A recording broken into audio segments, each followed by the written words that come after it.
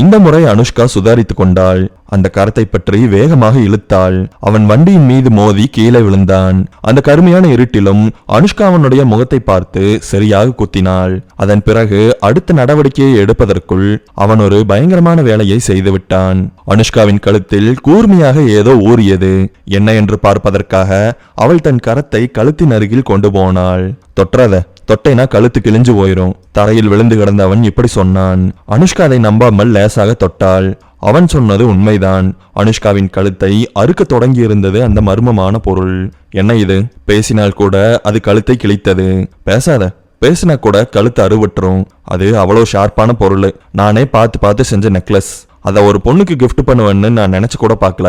அனுஷ்காவால் அசையக்கூட முடியவில்லை என்பதுதான் உண்மை. அந்த இருட்டினூடே அவனை பார்ப்பதற்கு அவள் முயற்சி செய்தாள். ஆனால் அவனை பார்க்க முடியவில்லை. உங்களுக்கு கதை கேட்கறதுன்னா ரொம்ப பிடிக்கும்னா அஸ்வின் தமிழ் நாவல்ஸை சப்ஸ்கிரைப் பண்ணிருங்க.